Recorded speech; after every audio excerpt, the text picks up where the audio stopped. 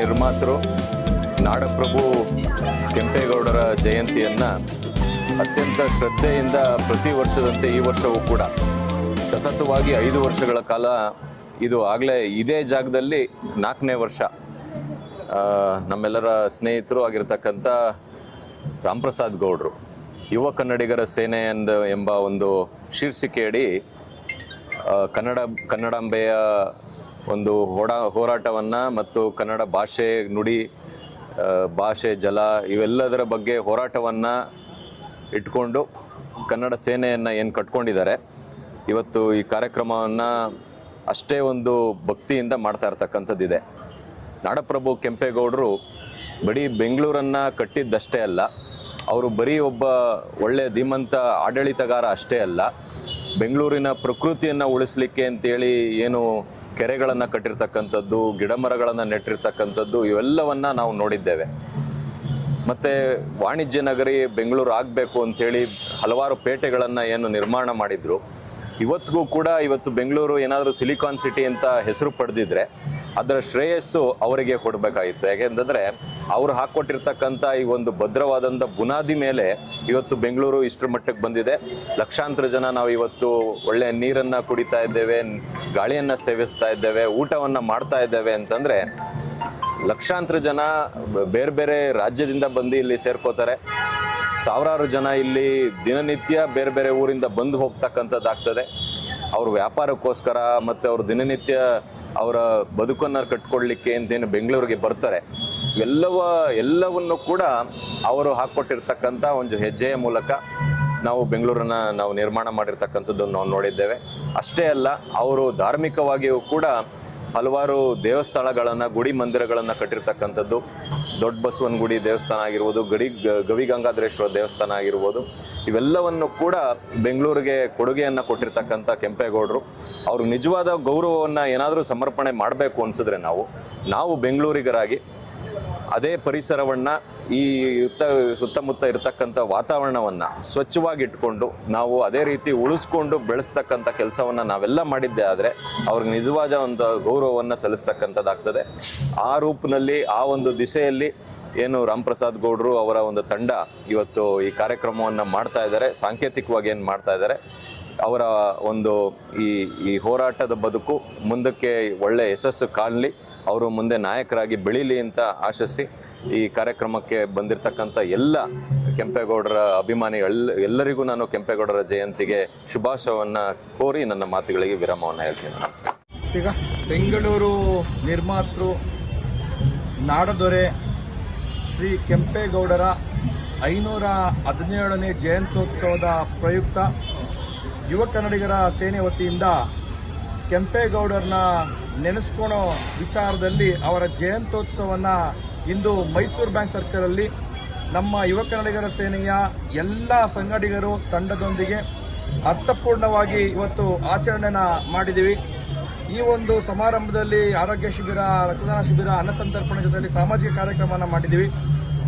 ಇವತ್ತು ಏನು ಇಡೀ ಪ್ರಪಂಚದಲ್ಲೇ ಬೆಂಗಳೂರು ಇವತ್ತು ಅತಿ ಮುಖ್ಯವಾದ ಸಿಟಿ ಆಗಿದೆ, ಅದಕ್ಕೆ ಮುಖ್ಯ ಕಾರಣ ನಾಡಪ್ರಭು ಕೆಂಪೇಗೌಡರು ಹಾಕೊಟ್ಟಂತಹ ಬುನಾದಿ.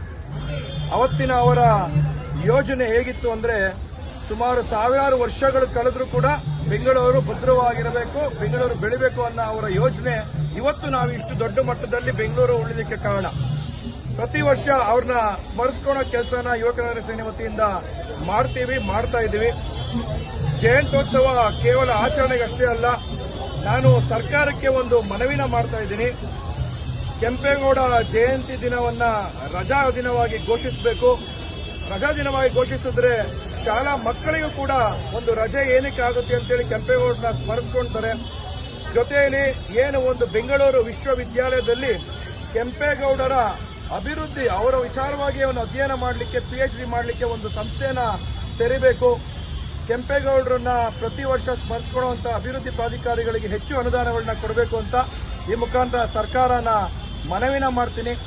ಸರ್ಕಾರ ಮಾಡದಿದ್ರು ಕೂಡ ನಾವು ಕೆಂಪೇಗೌಡರನ್ನ ಸ್ಮರಿಸ್ಕೊಂತೀವಿ. ಯಾಕೆಂದ್ರೆ ಕೆಂಪೇಗೌಡರು ಎಲ್ಲ ಜಾತಿಗೆ ಸೇರಿದಂಥವರು, ಎಲ್ಲ ವರ್ಗದಕ್ಕೆ ಸೇರಿದಂಥವರು. ಅವ್ರನ್ನ ಜಾತ್ಯತೀತವಾಗಿ ಸ್ಮರಿಸ್ಕೊಳ್ಳೋ ಕೆಲಸನ ಯುವ ಕನ್ನಡಿಗರ ಸೇನೆ ಸದಾ ಮಾಡುತ್ತೆ ಅಂತ ಹೇಳಲಿಕ್ಕೆ ಇಷ್ಟಪಡ್ತೀನಿ.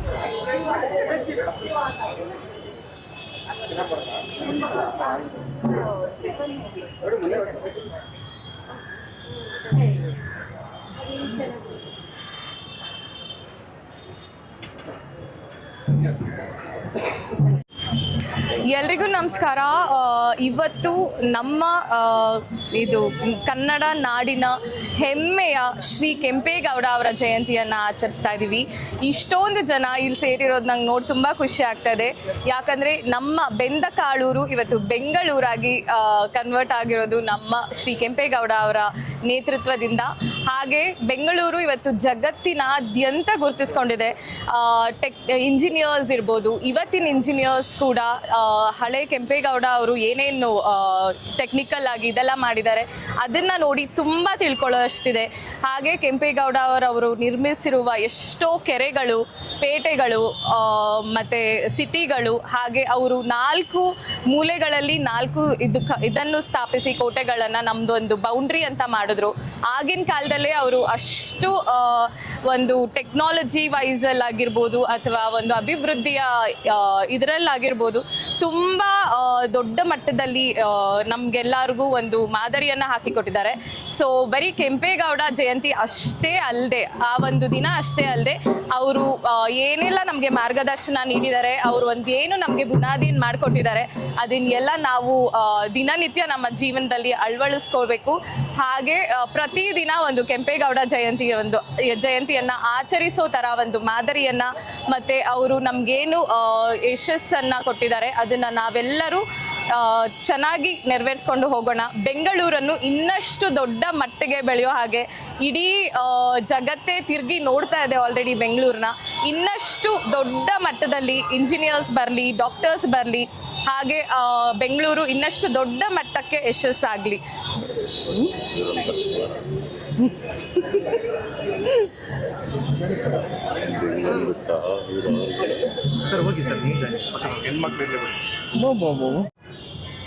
ನಾಡಿನ ಎಲ್ಲ ಸಾರ್ವಜನಿಕ ಬಂಧುಗಳಿಗೆ ಕೆಂಪೇಗೌಡರ ಜಯಂತ್ಯೋತ್ಸವದ ಜನ್ಮದಿನದ ಶುಭಾಶಯಗಳು.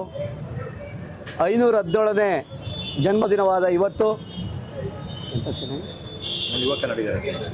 ಯುವ ಕನ್ನಡಿಗರ ಸೇನೆ ವತಿಯಿಂದ ಏನು ನಮ್ಮ ಬೆಂಗಳೂರಿನ ಹೃದಯ ಭಾಗದಲ್ಲಿರುವಂಥ ಕೆಂಪೇಗೌಡ ರಸ್ತೆಯ ಮುಂಭಾಗದಲ್ಲಿ ಏನು ಯಲಹಂಕ ಗೇಟ್ ಅಂತ ಕರೀತಾರೆ, ಇದನ್ನು ಕೆಂಪೇಗೌಡರವರು ಏನು ಈ ಹಿಂದೆ 500 ವರ್ಷಗಳ ಹಿಂದೆ ಬೆಂಗಳೂರನ್ನು ಅಡಿಗಲ್ಲಿ ಹಾಕದಂತಹ ಈ ಒಂದು ದಿಕ್ಕು ಏನು ಅವೆನ್ಯೂ ರೋಡ್, ದೊಡ್ಡಪೇಟೆ ಸರ್ಕಲ್ನ ಮುಂಭಾಗದಲ್ಲಿ ಇರೋಂತಹ KG ರೋಡ್ನ ಅಂದರೆ ಕೆಂಪೇಗೌಡ ರೋಡ್ನ ಯಲಹಂಕ ಗೇಟ್ನಲ್ಲಿ ಇವತ್ತು ನಮ್ಮೆಲ್ಲ ಕನ್ನಡ ಪರ ಮತ್ತು ಯುವಕರ ಸೇನೆ ತಂಡ ಮತ್ತು ನಮ್ಮ ಅಕ್ಕಂದಿರ ತಂಡ ಎಲ್ಲ ಸೇರ್ಕೊಂಡು ಈ ಹಿರಿಯ ನಾಡಪ್ರಭು ಧರ್ಮಪ್ರಭು ಕೆಂಪೇಗೌಡರವರ ಜನ್ಮದಿನದ ಅಂಗವಾಗಿ ಸ್ಮರಣಾರ್ಥಕವಾಗಿ ಹಲವಾರು ವರ್ಷಗಳಿಂದ ಇಲ್ಲಿ ಕಾರ್ಯಕ್ರಮವನ್ನು ಆಯೋಜನೆ ಮಾಡ್ತಿದ್ದಾರೆ. ಅವ್ರ ತಂಡಕ್ಕೆ ಇನ್ನೊಂದಷ್ಟು ಶಕ್ತಿಯನ್ನು ಕೆಂಪೇಗೌಡರ ರೀತಿ ಏನು ಬೆಂಗಳೂರನ್ನು ಕಟ್ಟಿ ಲಕ್ಷಾಂತರ ಕೋಟ್ಯಾಂತರ ಜೀವರಾಶಿಗಳು ಅನ್ನ ಮತ್ತು ಉದ್ಯೋಗವನ್ನು ಅರಸಬಂದು ಇಲ್ಲಿ ಎಲ್ಲ ಸುಭಿಕ್ಷವಾಗಿ ವ್ಯಾಪಾರಗಳನ್ನು ಮಾಡಿಕೊಂಡು ಎಲ್ಲ ಆರ್ಥಿಕವಾಗಿ ಸುಭದ್ರವಾಗಿದ್ದಾರೆ. ವಿಶ್ವ ಭೂಪಟದಲ್ಲಿ ಕೆಂಪೇಗೌಡರವರ ದೂರದೃಷ್ಟಿ ಏನು 64 ಪೇಟೆಗಳು, ಸಾವಿರಾರು ಕೆರೆಗಳು, ಉದ್ಯಾನವನಗಳು ಎಲ್ಲರೂ ಇವತ್ತು ಈ ಒಂದು ಕಣ್ಣಲ್ಲಿ ಸಾಕ್ಷಾಧಾರವಾಗಿ ನಾವೆಲ್ಲರೂ ನೋಡ್ಬೋದು. ಇಂತಹ ಒಂದು ಮಹಾನ್ ಚೇತನ ನಮ್ಮ ಈ ಒಂದು ನಾಡಿನಲ್ಲಿ, ಗಂಧದ ನಾಡಿನಲ್ಲಿ ಚಂದದ ವ್ಯಾಪಾರ ಕೇಂದ್ರವನ್ನು ಪ್ರಾರಂಭಿಸಿದಂತಹ ಪುಣ್ಯಾತ್ಮನಿಗೆ ನಾವೆಲ್ಲರೂ ಅನಂತ ಕೋಟಿ ಧನ್ಯವಾದಗಳನ್ನು ಸಮರ್ಪಿಸುತ್ತಾ ಏನು ನಮ್ಮ ಕೆಂಪೇಗೌಡರವರ ಏನು ಈ ಒಂದು ಸ್ಥಳದಲ್ಲಿ ಒಂದು ಸ್ಮರಣೆಯನ್ನು ಒಂದು ಏನು ಅವರ ಪುತ್ಥಳಿಯನ್ನು ಈ ಒಂದು ಸ್ಥಳದಲ್ಲಿ ನಿರ್ಮಿಸಬೇಕು ಅಂತ ನಾವು ಇವತ್ತಿನ ಸರ್ಕಾರಗಳಿಗೆ ಏನು ಕೆಂಪೇಗೌಡರ ಹೆಸರಿಟ್ಕೊಂಡು ಈ ಒಂದು ರಾಜ್ಯದ ಆಡಳಿತವನ್ನು ನಡೆಸಿರುವಂತಹ ಮುಖ್ಯಮಂತ್ರಿಯವರಿಗೆ ಮನವಿಯನ್ನು ಸಲ್ಲಿಸ್ತಾ, ಅದೇ ರೀತಿಯಾಗಿ ಐಕ್ಯ ಆಗಿರುವಂಥ ಕೆಂಪಾಪುರ ಸ್ಥಳದಲ್ಲಿ ನಮ್ಮ ತಂಡ, ನಮ್ಮ ಚಿಲುಮೆ ರವಿಕುಮಾರ್ ಫೌಂಡೇಶನ್ ತಂಡ ಪ್ರತಿ ವರ್ಷ ಸ್ವಚ್ಛತೆ ಕಾರ್ಯಕ್ರಮ ಮಾಡುತ್ತೆ. ಮತ್ತು ದೊಡ್ಡಪೇಟೆ ಸರ್ಕಲಲ್ಲಿ ಅಡಿಗಲ್ಲು ಹಾಕಿರೋ ಸ್ಥಳದಲ್ಲಿ ಏನು ಕಾರ್ಯಕ್ರಮವನ್ನು ಸಹ ಆಯೋಜಿಸಿರ್ತದೆ. ಈ ವರ್ಷದಿಂದ ನಾವು ಅಲ್ಲಿ ಸ್ಮಾರಕ ಆಗೋವರೆಗೂ ಹೋರಾಟವನ್ನು ಆಂದೋಲನವನ್ನು ಪ್ರಾರಂಭಿಸಿದ್ದೇವೆ. ಎಲ್ಲಿವರೆಗೂ ಸ್ಮಾರಕ ಆಗಲ್ವೋ ಅಲ್ಲಿವರೆಗೂ ಹೋರಾಟವನ್ನು ಮಾಡೇ ಮಾಡ್ತೀವಿ ಅಂತ ತಾವೆಲ್ಲ ಬೆಂಬಲವನ್ನು ನೀಡಿ ಬಂದಿರುವಂಥ ಎಲ್ಲ ಮಾಧ್ಯಮ ಮಿತ್ರರು, ಯುವ ಸೇನೆಯ ಎಲ್ಲ ಅಧ್ಯಕ್ಷರು, ಉಪಾಧ್ಯಕ್ಷರು, ಪದಾಧಿಕಾರಿಗಳು, ಬಂದಿರೋಂಥ ಎಲ್ಲ ಸಾರ್ವಜನಿಕ ಬಂಧುಗಳಿಗೂ ಇಂತಹ ಕಾರ್ಯಕ್ರಮಗಳು ಗಲ್ಲಿ ಗಲ್ಲಿಯಲ್ಲೂ, ನಗರದ ಹಳ್ಳಿಗಳಲ್ಲಿ, ಗ್ರಾಮೀಣ ಪ್ರದೇಶಗಳಲ್ಲಿ, ಗಲ್ಲಿಗಳಲ್ಲಿ ಕೆಂಪೇಗೌಡರ ಫೋಟೋವನ್ನು ಇಟ್ಟು ಇವತ್ತು ಈ ಹಬ್ಬವನ್ನು ಎಲ್ಲರೂ ಆಚರಿಸಬೇಕು ಅಂತ ಮನವಿ ಮಾಡ್ಕೊಳ್ತಾ ಮತ್ತೊಮ್ಮೆ ತಮ್ಮೆಲ್ಲರಿಗೂ ಧನ್ಯವಾದಗಳು.